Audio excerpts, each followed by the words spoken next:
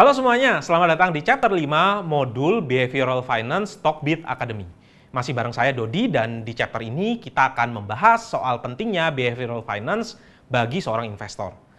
Di chapter sebelumnya kita sudah membahas berbagai macam bias yang sering muncul ketika investor mengambil keputusan di pasar saham. Namun sebenarnya kenapa sih kita harus memahami kecenderungan bias tersebut?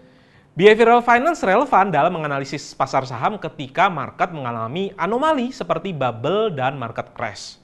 Pada saat bubble, investor biasanya akan berbondong-bondong membeli saham karena didorong ekspektasi berlebih dan overconfidence, hingga membuat harga aset jauh lebih tinggi dari nilai wajarnya.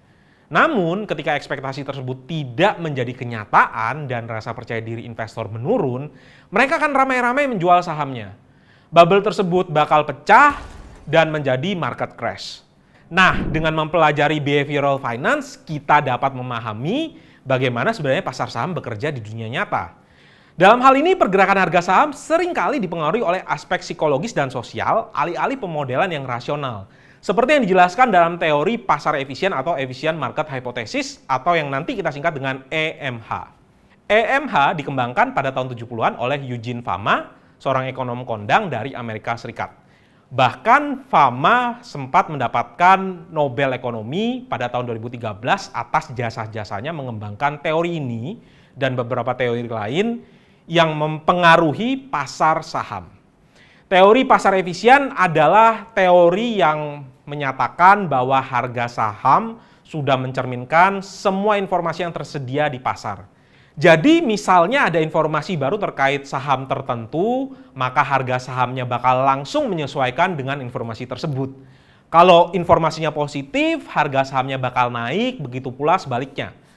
Nah, karena harga saham sudah mencerminkan semua informasi yang ada, bisa dibilang saham sudah diperdagangkan di harga wajarnya. Tidak ada saham yang masih salah harga yang bisa dieksploitasi potensi keuntungannya. Sebagai konsekuensinya, tidak ada investor yang bisa mendapatkan profit melebihi return pasar, termasuk dengan orang yang berbekal informasi orang dalam. Ada beberapa asumsi yang mendasari EMH ini. Pertama, jumlah pelaku pasar ada banyak sekali. Kemudian mereka ini dianggap rasional, jadi pengambilan keputusannya atas pertimbangan memaksimalkan keuntungan saja, tidak terpengaruh dengan emosi-emosi dan bias-bias yang ada. Dan yang terakhir, mereka juga punya akses dan kualitas informasi yang sama. Tetapi apa iya sih dalam kenyataannya kalau pasar saham itu efisien kayak dijelaskan oleh EMH? Sebetulnya tidak selalu seperti itu. Yang pertama itu dari asumsi dasar EMH itu sendiri bahwa pelaku pasar bersifat rasional. Padahal yang namanya manusia ada sisi psikologis yang sering mempengaruhi pengambilan keputusan mereka. Ini yang sudah kita pelajari di video-video di chapter sebelumnya. Selain itu ada juga beberapa kejadian di pasar saham yang tidak bisa dijelaskan oleh EMH. Misalnya, menurut EMH pergerakan harga saham itu acak dan independen. Tapi seringkali kita lihat kalau pergerakan harga saham itu membentuk semacam pola yang berulang. Nah, penyimpangan pergerakan harga saham yang tidak sesuai sama EMH itu disebut dengan anomali pasar. Ada banyak jenis anomali yang sering terjadi di pasar saham yang bisa dikategorikan menjadi anomali perusahaan, anomali musiman, anomali peristiwa, dan anomali akuntansi.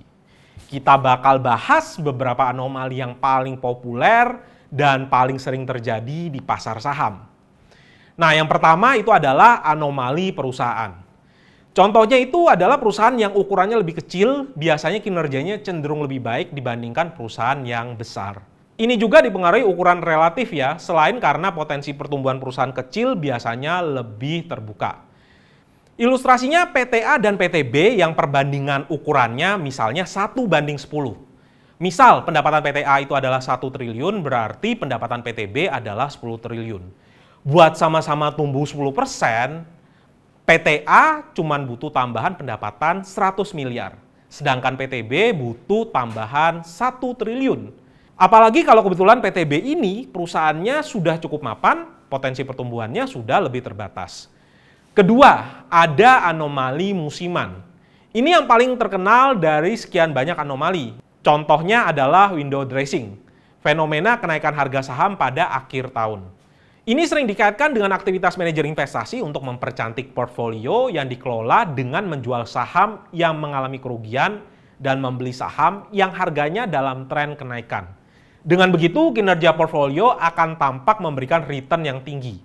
Jika melihat data historis IHSG dalam 20 tahun terakhir pada bulan Desember, IHSG memang selalu mencatatkan kinerja yang positif. Contoh lainnya adalah January Effect. Fenomena yang biasanya terjadi pada saham yang harganya underperform di Q4 akan naik di bulan Januari di tahun berikutnya. Satu lagi contoh anomali musiman adalah sell in May and go away. Fenomena ketika harga-harga saham cenderung underperform pada periode Mei sampai Oktober dan sebaliknya outperform pada November sampai April. Hal ini sering dikaitkan dengan aktivitas perdagangan yang menurun pada Mei sampai Oktober karena sudah memasuki musim panas dan orang cenderung untuk berlibur. Sebaiknya volume perdagangan cenderung meningkat pada periode November sampai April. Investor yang percaya anomali ini akan menjual sahamnya pada awal Mei dan akan kembali ke market di bulan November. Selanjutnya ada lagi anomali peristiwa. Nah, contoh dari anomali peristiwa ini adalah reversal. Ada anggapan kalau harga saham itu ada jangka waktunya. Saham yang tahun ini kinerjanya bagus, ada kemungkinan di tahun depan harga sahamnya bakal turun. Begitu pula sebaliknya. Contoh lainnya, saham-saham yang hari ini jadi top gainers bakal jadi top losers keesokan harinya, dan sebaliknya. Beberapa riset juga menunjukkan kalau reversal memang masuk akal, karena saham yang outperform harganya cenderung bakal turun dan balik ke nilai intrinsiknya. Sebaliknya, saham yang underperform mungkin kelihatan menarik, jadi berpotensi untuk naik. Terakhir, ada yang namanya anomali akuntansi. Beberapa contohnya pasti cukup familiar buat kita yang sudah investasi di saham, seperti low PE ratio, low PB ratio, sama earnings momentum.